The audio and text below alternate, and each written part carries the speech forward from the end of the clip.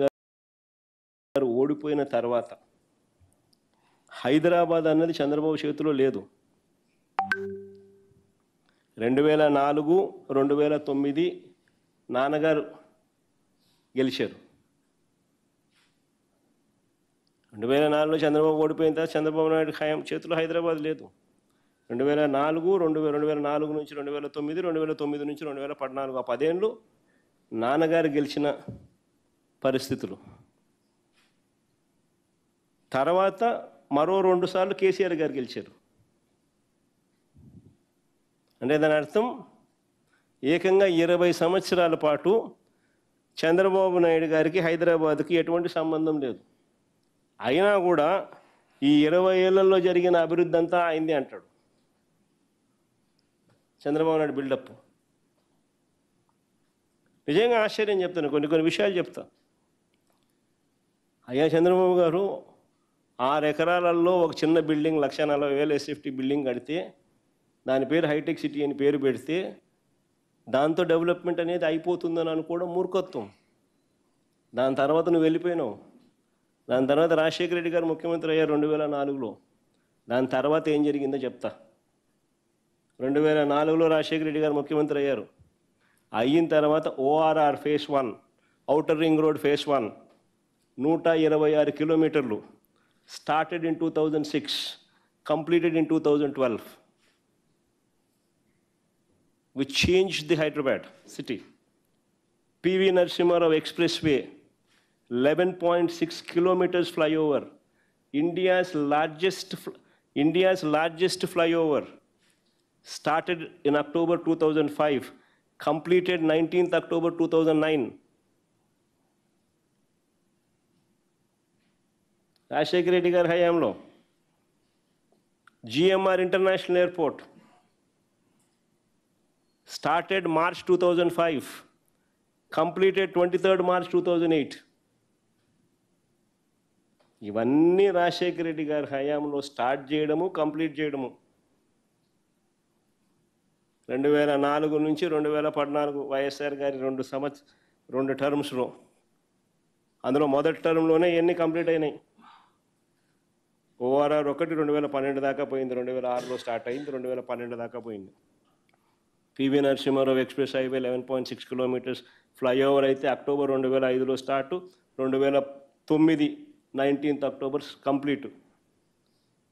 GMR international airport 2005 మార్చిలో start, 2008 మార్చిలో complete.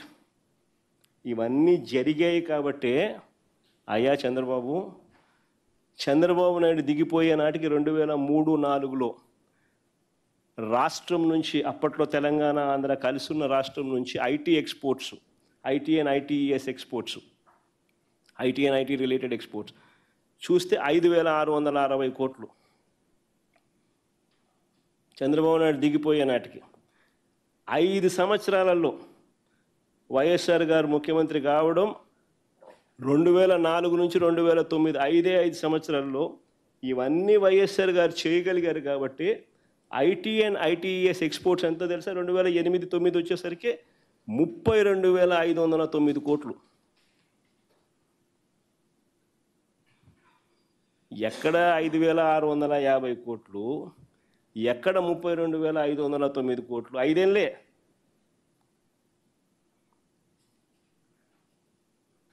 ఆ తర్వాత సెకండ్ టర్మ్ వచ్చేసరికి, అది కూడా రాజశేఖర రెడ్డి గారు సెకండ్ టర్మ్, ఆయన చనిపోయినా కానీ ఆయన గెలిపించి ఇచ్చిన ప్రభుత్వంలో ఆయన కొనసాగింపుగా జరిగిన దాంట్లో, ఎందుకంటే ఇవన్నీ అయిపోయి చేశాడు కాబట్టి ఆ టైం అయిపోయేసరికి 2013-14 వచ్చేసరికి 57,000 కోట్లు ఐటీ ఎక్స్పోర్ట్స్ హైదరాబాద్ నుంచి.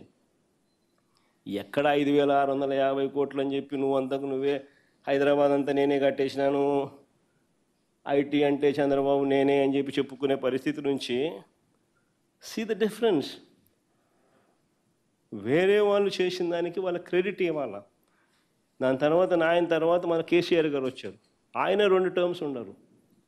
ఆయన కూడా గొప్పగా నాన్నగారి దగ్గర నుంచి ఎక్కడైతే ఎండ్ అయిందో ఆయన కూడా గొప్పగా అక్కడి నుంచి స్టార్ట్ చేశాడు.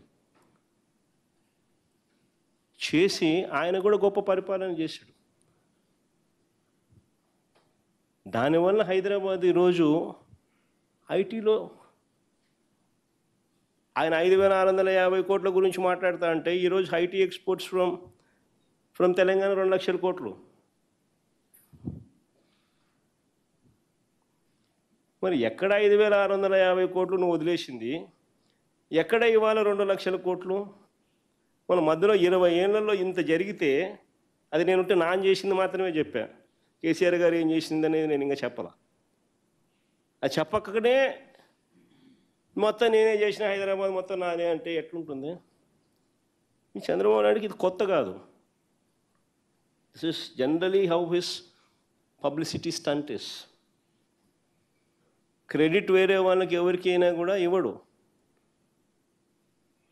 వేరే వాళ్ళకు ఇవ్వాల్సిన డ్యూ క్రెడిట్ వాళ్ళకి ఇవ్వకపోవడం చంద్రబాబు నాయుడుకున్న దుర్మార్గమైన నైజం.